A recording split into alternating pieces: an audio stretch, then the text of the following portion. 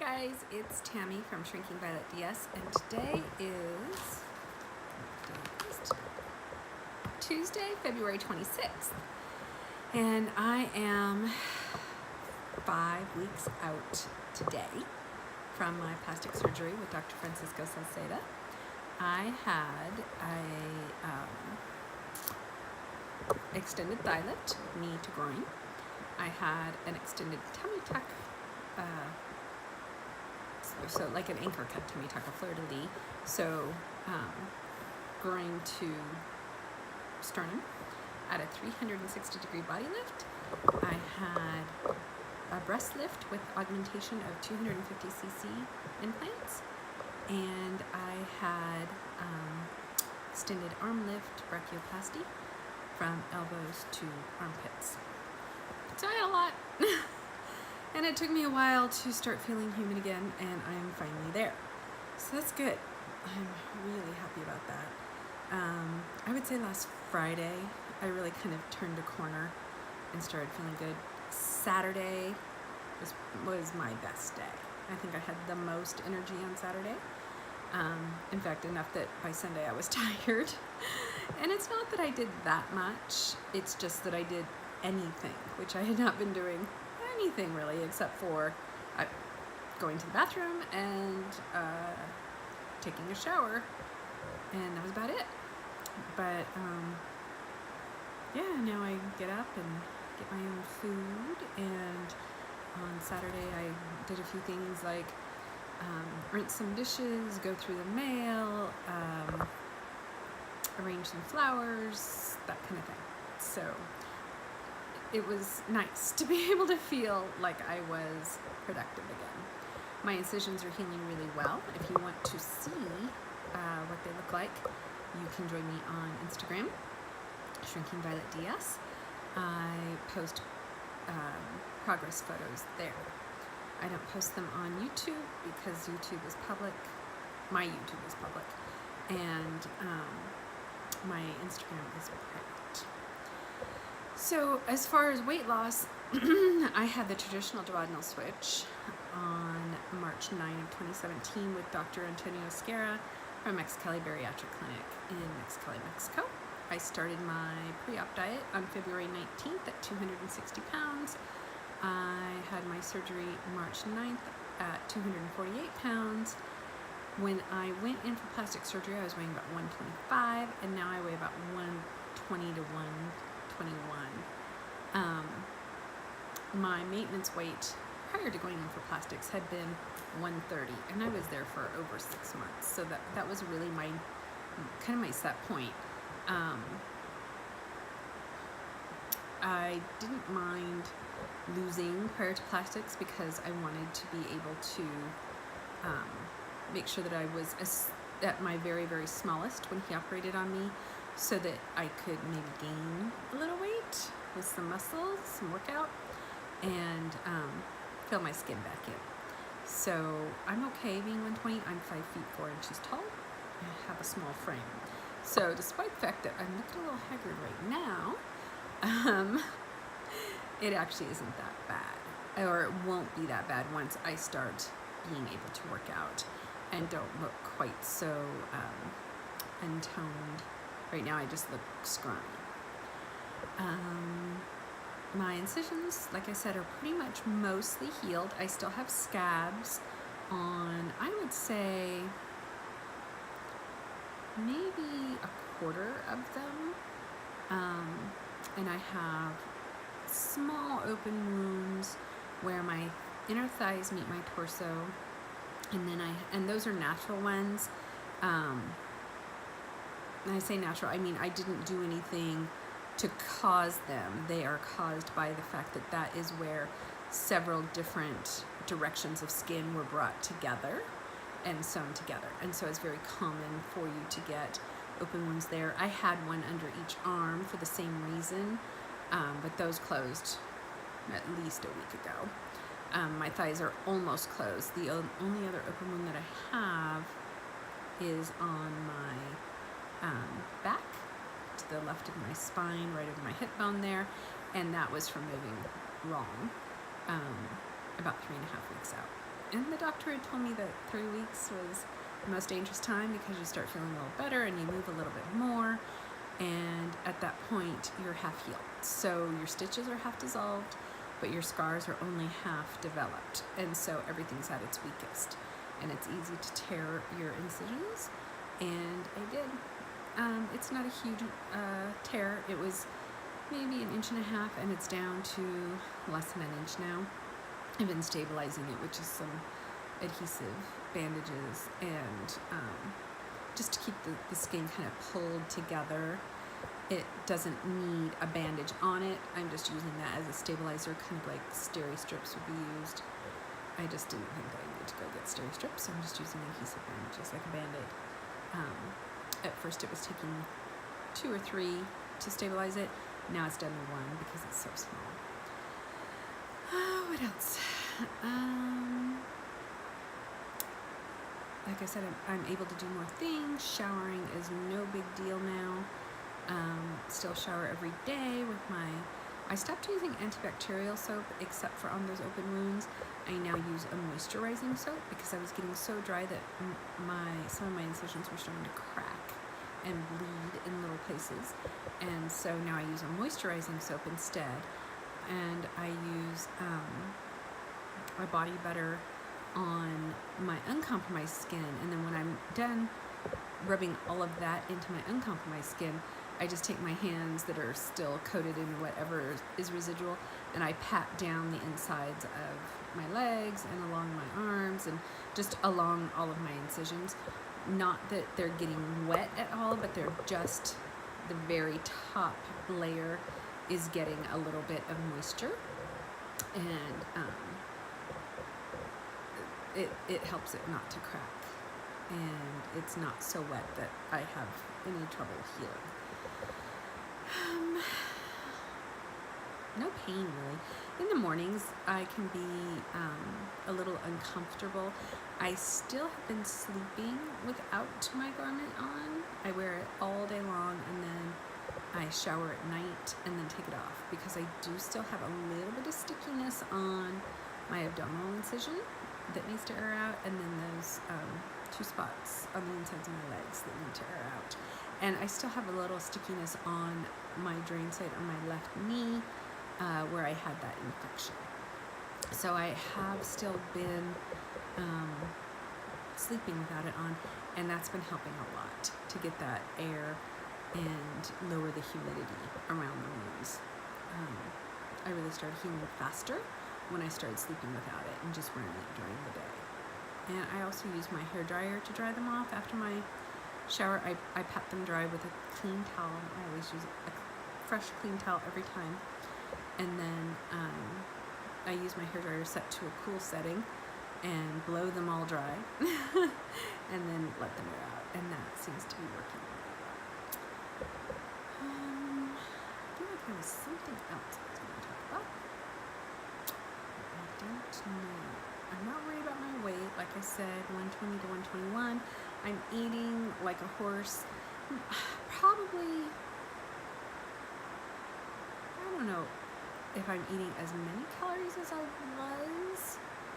Normally I eat 3,000 to 5,000. I'm probably eating 3,000 maybe at the most now, just because it's hard to eat and be in compression gear. And carbs are really tough. I mean, a de-esser has a hard time with carbs anyway because it makes us produce a lot of gas because of our switched intestines. And so if you take carbs, a de-ess, and plastic surgery, and then you stuff it all inside of compression garments, it's not comfortable.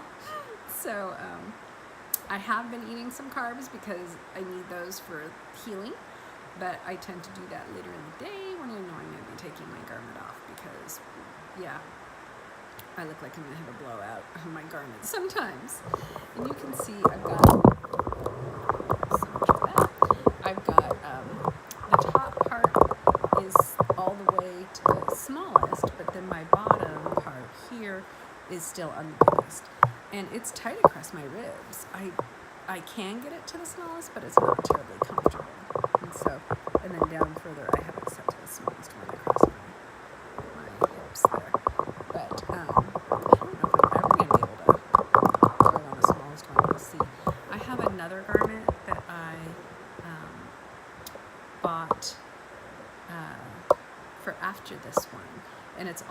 piece. This is 2 pieces. It's a top that goes below my rib, or right to my ribs, and then it's a bottom, like, overall thing that comes.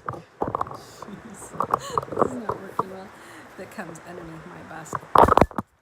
Good grief, guys, I'm sorry. This is what happens when you're trying to do this like that. That comes high on my back. And so my next one that I have, which is second stage compression, is all one piece. So it's not 2 pieces of this.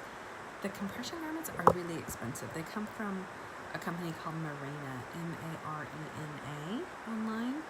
And they have 3 stages of compression, which is nice. And then they have regular compression for, like, if you're going to be in an airplane or something like that, and you want compression socks or tights or stuff like that, or for working out, they sell that stuff too. And I think that's a lot cheaper.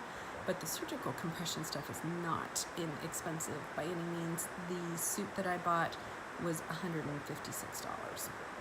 So, and this, if I had bought the 2 pieces, it was going to be $150 for the one, and then I think it was like another $100 for the second one, for the half thing, or $60. I don't remember, but it was a lot. So it's not an inexpensive thing to do. You might be able to find them on eBay, used ones. I'm just not a used clothes person.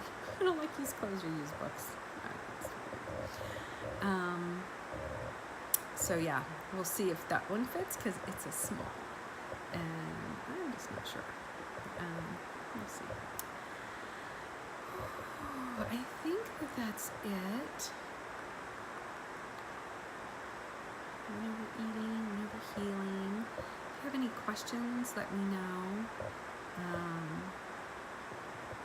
I don't put ointments. A lot of people ask about ointments. I don't put ointment on my incisions because that will keep them wet, because it's oil based and you tend to put more on. That's why I do that thing where I moisturize everything else and then just pat my hands over those. So yeah, no ointments except on the open sores. I wouldn't even call them sores, open wounds. Those you can put polysporin on. But honestly, I haven't been. I did on my armpits until they closed up. But everything else, I haven't really felt like I needed to do that.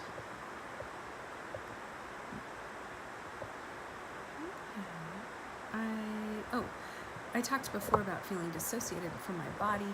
That is actually getting to be a little bit better now that I can move a little bit more, and I don't feel like I'm just a head with a body attached to it that's laying on the bed. So that's getting a little bit better, and I can see that once I am healed and I can move freely, that will get a lot better. It still doesn't look like my body to me. That's going to take a little while. And maybe once I can start dressing it and getting out and doing that kind of thing, it will. Right now, I don't dress it. I wear a dressing gown around the house, but I don't put on regular clothes because there's just really no point. I'm in the house, and so I'm in my compression garments, or I am completely unclothed underneath the dressing gown, trying to get as much air as possible to my incisions. So, not wearing normal clothes. I plan on going to Costco on Sunday. I will be 2 days before my 6 weeks, so I feel really comfortable doing that after looking at how my incisions are healing. And I will be wearing my compression garments for that. And obviously I will have regular clothes on over them. The only other times I have been out of my house since surgery and since being home has been to go to the doctor twice. That first time to the ER when I had the infection, and the second time 2 weeks later for a follow-up. And so I was wearing my normal pants and sweaters that I always wear, and they fit just like they did before. I think it's probably the swelling, because obviously I don't have as much skin as I had, but I never really had a lot of skin. I think I was telling you guys that he figures about 7 pounds of skin, And yeah, I weighed 125 when I went in. I weigh 120 now, so it must have only been 5 pounds, except that I could be retaining some water, and I'm sure I am, so it could be 7. But he forgot to weigh it and write it down, and so we don't know for sure. But so it's not like I lost a whole bunch of weight, and that, remember, is over my entire body from my knees to my shoulders. So yeah, I don't have an enormous difference. My lower stomach, my pants area is way flat. I mean, absolutely dead flat. So my pants are a little bit looser there, but I wore my clothes fairly fitted anyway, and so they all still fit. So that's fine. It'll be interesting to see once I'm healed and stop swelling if that changes or not. I think that it won't be so much that my clothes won't fit, my existing clothes won't fit. I think they will, because they pretty much always hung on my hip bones anyway. I think what will happen though is that they will look different, and especially things like cocktail dresses and formal dresses will be nice and flat in the front, so that'll be good. Unfortunately, they're gonna be flat in the back right now too, because I have no buns left.